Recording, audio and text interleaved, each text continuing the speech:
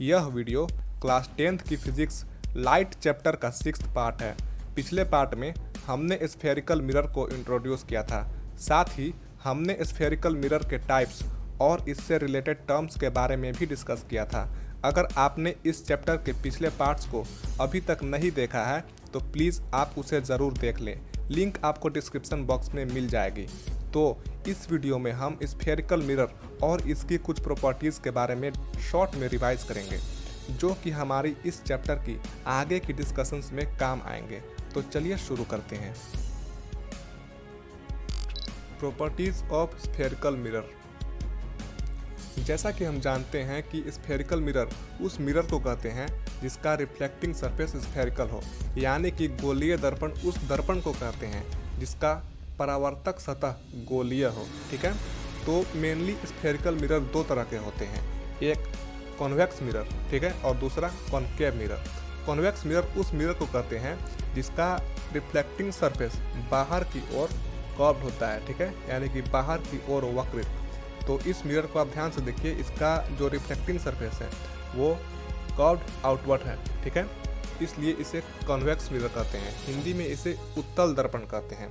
और concave mirror उस mirror को कहते हैं जिसका रिफ्लेक्टिंग सरफेस अंदर की ओर कर्व्ड होता है, ठीक है, यानी कि जिसका परावर्तक सतह अंदर की ओर वक्रित और बाहर से पॉलिश किया हुआ, ठीक है, तो इसलिए इसे कॉनकेव मिरर कहते हैं और हिंदी में इसे अवतल दर्पण कहते हैं।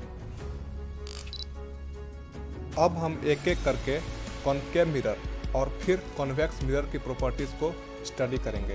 तो शुरू करते हैं कॉन्वेक्स मिरर की प्रॉपर्टीज से।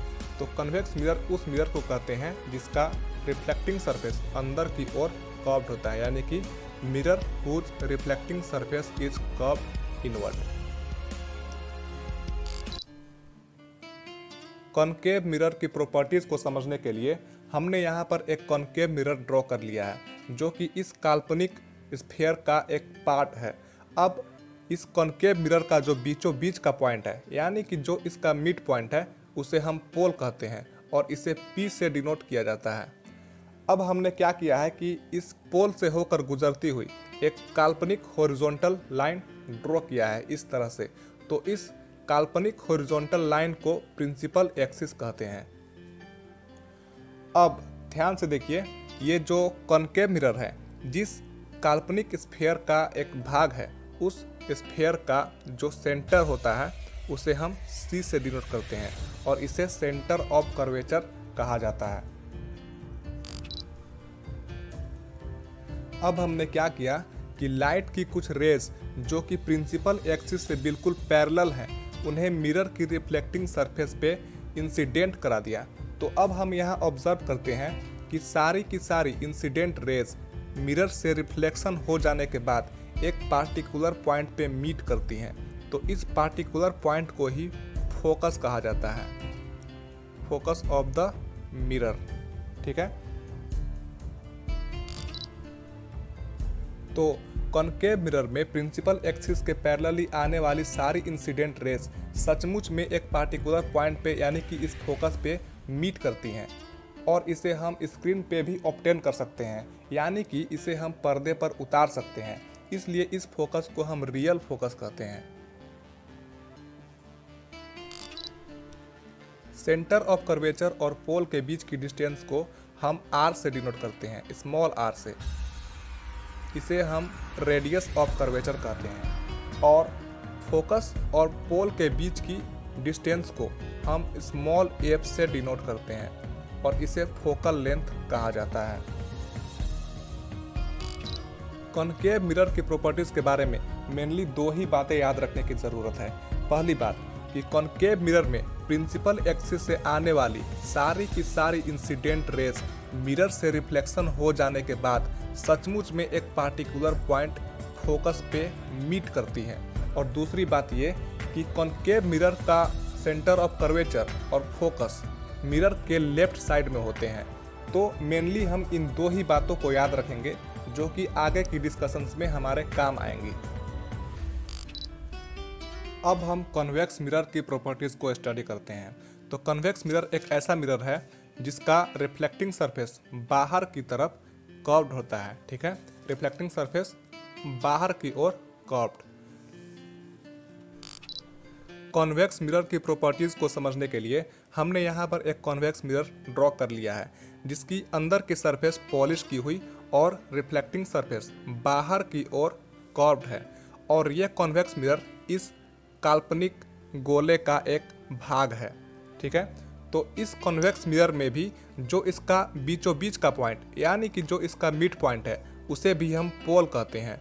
और इस पोल से होकर गुजरती हुई एक काल्पनिक हॉरिजॉन्टल लाइन, इसे हम प्रिंसिपल एक्सिस कहते हैं। An imaginary horizontal line passing through the pole of mirror is called principal axis. यहाँ पर भी यह कॉन्वेक्स मिरर जिस काल्पनिक गोले का भाग है उस गोले का केंद्र यानी कि सेंटर ऑफ कर्वेचर कहलाता है। सेम कॉन्केव मिरर की तरह हमने कॉन्वेक्स मिरर के केस में भी प्रिंसिपल एक्सिस के पैरेलली हमने लाइट की कुछ रेज को मिरर पे इंसिडेंट कराया। इस बार रिफ्लेक्शन कुछ इस तरह का होता है।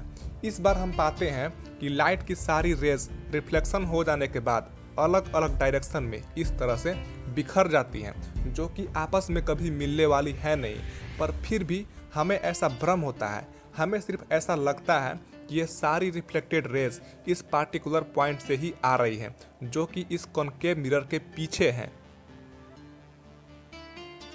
तो इस पार्टिकुलर पॉइंट को ही हम कॉन्वेक्स मिरर का फोकस कहते हैं।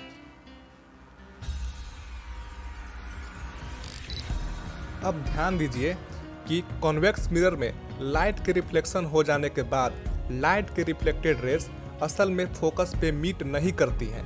ये सिर्फ हमें ऐसा भ्रम होता है कि लाइट की रिफ्लेक्टेड रेज इस फोकस पॉइंट से ही आ रही हैं, इसलिए हम इस तरह के फोकस को वर्चुअल फोकस कह सकते हैं। कॉन्वेक्स मिरर की प्रॉपर्टीज़ के बारे में मेनली दो ही बातें हमें याद रखने की ज़रूरत है, जो कि आगे की डिस्कशंस में काम आएंगी। पहली बात कि कॉन्वेक्स मिरर में लाइट के रिफ्लेक्शन हो जाने के बाद लाइट की रिफ्लेक्टेड रेज असल में किसी फोकस पे मीट नहीं करती हैं, यह बस हमें ऐसा प्रतीत होता है। और दूसरी बात ये कि कॉन्वेक्स मिरर का फोकस और सेंटर ऑफ कर्वेचर मिरर के राइट साइड में होता है।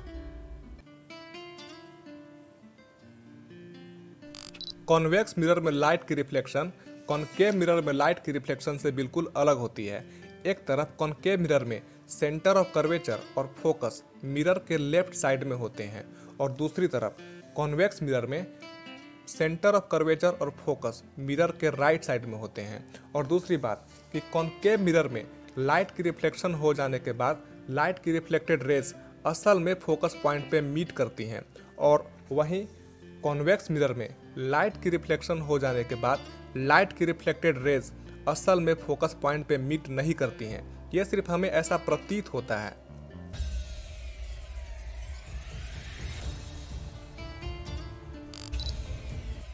उम्मीद है कि इस वीडियो से आपको कुछ सीखने को मिला होगा। इस वीडियो में हमने कॉन्वेक्स मिरर और कॉन्केव मिरर की कुछ प्रॉपर्टीज़ के बारे में डिस्कस किया।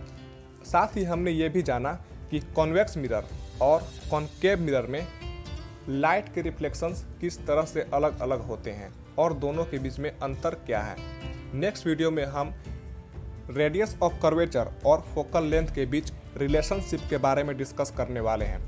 तो अगर आपको ये वीडियो पसंद आई है तो इसे लाइक करें। वीडियो कैसी लगी हमें कमेंट करके ज़रूर बताएं। अपने दोस्तों और साथियों को ज़्यादा से ज़्यादा शेयर करें और चैनल को सब्सक्राइब करके बेल आइकन को ऑन कर दें, ताकि आने वाली इस तरह की वीडियो आप मिस न कर पाएँ। Thanks for watching.